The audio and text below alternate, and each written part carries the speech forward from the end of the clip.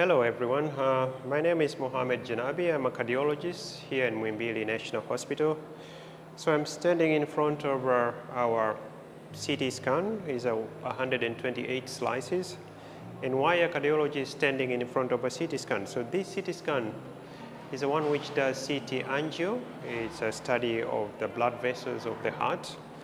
So there are two steps which we do here normally, and it takes very few minutes. In the past, we used to do nuclear stress test, which is not necessary now because it uses a lot of radiation. So in our hospital, we use a CT angio.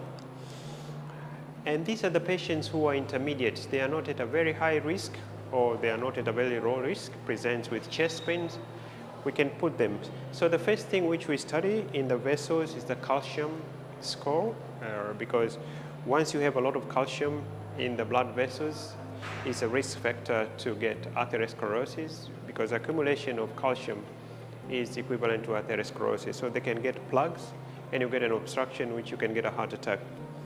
But the other thing which we do with the machine is to inject a contrast which goes to the blood vessels of the heart called coronary arteries, and we study the arteries, whether there is a blockage or there's any defects on the valves, if there's any clots in any of the chambers, whether it's the right ventricle or the left ventricle.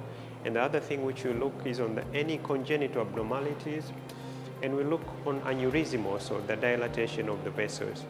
The other advantage of this machine, we can see the skin or the cover of the heart, which is called pericardium, if there's any inflammation occurring on the pericardium. So it's an excellent machine with very minimal radiation, so it's pretty safe. And we have it available here in Muhimbili. And we do have specialists, radiologists who can do the interpretation and do the procedure. So it's another service. We thank the government for massive investment like this. So it's not necessary for all the patients to use the old method of nuclear test. Thank you.